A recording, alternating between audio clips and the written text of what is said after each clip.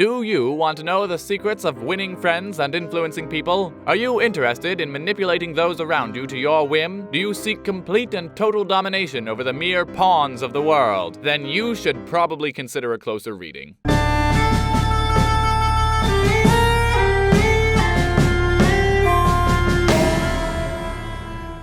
Machiavelli was born in 1469 to a well-to-do family in Florence, and if there was a place to be well-to-do in 1469, well, Florence was it. The Renaissance was in full swing. You've got Michelangelo, Da Vinci, Botticelli, all working in Florence under the guy who ruled it. Well, technically Florence was a democracy, but ever since Lorenzo's granddad got crazy rich and bought out the entire government, the city was effectively under the rule of the Medici dynasty. It might not have been very democratic of them, but they did maintain peace in Italy for more than half a century, which was no small feat considering how freaked out everybody was about Venice creeping into the mainland. But alas, it didn't last. Pope Innocent VIII got into a spat with the King of Naples, presumably got a little drunk and started rambling about, No, you don't get to be king anymore. God wants France to have Naples because his grandfather married something.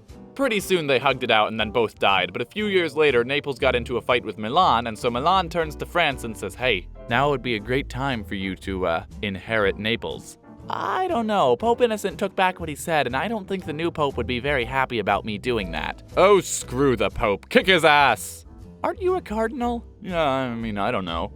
Looks like it's war, then. Now, what does this have to do with Florence, you ask? Well, if you look carefully, you'll notice that if you're going from Milan to Naples, you're going to travel right through Florence, and that's exactly what France did. Lorenzo died a couple years ago, and the new Medici couldn't do much except become Italy's Belgium. The Florentines get mad and chase him out of the city, and that means it's Republic time, baby! And guess who got himself a nice new job in that nice new Republic? This guy! He was kind of a diplomat-y foreign affairs guy who was also in charge of the militia. So some days he'd be having dinner with Cesare Borgia, a notoriously ruthless ruler who wasn't afraid to kill his enemies to stay in power. Sound familiar? And his no less infamous father, the Pope, trying to convince them not to take all the land, while simultaneously trying respectfully to ignore all the orgies. Link in the description. And other days he'd be restocking the Florentine army with citizens instead of mercenaries, because someone had to learn a lesson from Rome after 1,000 years. Sure enough, that citizen army was just what Florence needed to march into Pisa and remind them who's boss. But then another Italian war happens, and it's messy, and it's complicated, and it's much, much bigger than Florence, but long story short, there's a new pope in town, the warrior pope. He calls for a crusade against Venice because they won't give him a couple of cities. Then he gets scared of France because they have too much land in Italy, so he switches sides and calls for a crusade against France. So everyone starts beating up France, but then the Holy Roman Emperor won't give Venice any land, so Venice switches sides, and somewhere along the way Spain gave Florence to the Medicis again. This is bad news for Niccolo, because the Medici make like good princes and arrest and torture Machiavelli for being a leading figure of the old regime, on the grounds that he was plotting a conspiracy against them. Luckily for world history, he denied everything for 3 weeks and they let him enjoy an early retirement. Otherwise, why, Florence would have lost a fine playwright. No, seriously, he wrote plays. That was what he was known for towards the end of his life. They were sort of a few values from the prince worked into stories. A man tricks a married woman into sleeping with him by telling her that fertility drug he gave her will kill the first man she lies with, so she should do the right thing and hook up with that other guy who's totally not him. Remember, kids, if you want the girl, all it takes is aspiration and cunning, and you too can sit on a throne of lies. But theater isn't his raison d'etre, and he wants to make a good second impression on the new top dogs, and so he begins to write a little book called The Prince. And for once, a big book in history is actually a little book in real life. It's only like 100 pages, it just has a deceptively large number of chapters, so you have no excuses not to read it. You know who you are. He dedicated it to the magnificent Lorenzo de' Medici, which is super confusing because Lorenzo the Magnificent was that guy who kicked the Renaissance into ludicrous speed, and all this Lorenzo ever did was have a daughter who's more famous than he is. But Machiavelli was telling this guy, hey, you guys did good taking back Florence, but leaders come and leaders go. You want to stay in power, you gotta listen to me. Be like those Borgia guys, like a fox.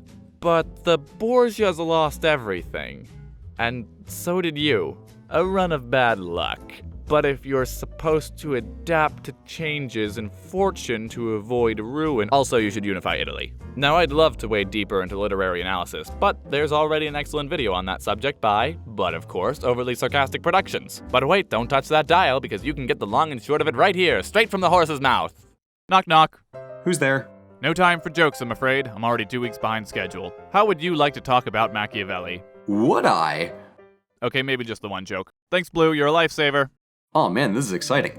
So, Machiavelli gets a bad rep for being evil, scheming, devious, and all of that bad stuff, to the point where the word Machiavellian is almost exclusively derogatory. But behind all of the murdery, princey stuff, there's another book that's much larger, far less well known, and much more true to Machiavelli's personal beliefs about politics. It's his Discourses on Livy's History of Rome, and it's almost exclusively dedicated to the Roman Republic. So Machiavelli has one book in seeming praise of monarchy and princes, and another book in praise of republics. So you might rightly ask, which one is it then? Well, it's both, but at different times and for different reasons, so I'll try to explain. In The Prince, Machiavelli goes really hard on all of the deviousness, but he explicitly says at the end of the book that the prince's most important job is to unite Italy under one banner and stop the centuries of warring that had plagued it. So don't think of the prince as the ends justify the means so much as desperate times call for desperate measures. Now let's take a look at his Discourses on Livy, where he praises republics at length for their stability, fairness, and a whole host of other reasons. Which, coming from Mr. G, I sure do love the Florentine Republic, shouldn't honestly be that much of a stretch. Speaking of things that Machiavelli loved, ancient Rome.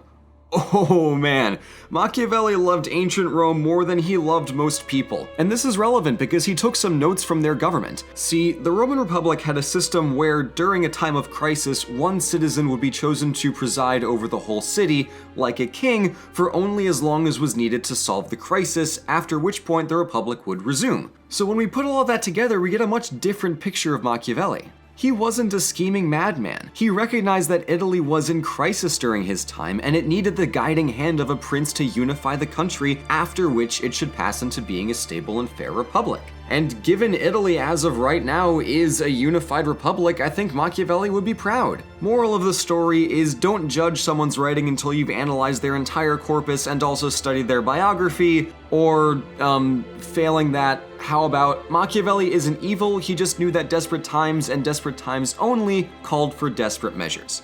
Take it away, Jack. And that's basically it. He never got back in power, died in 1527, The Prince got published 5 years later, and Machiavelli became the father of modern political science.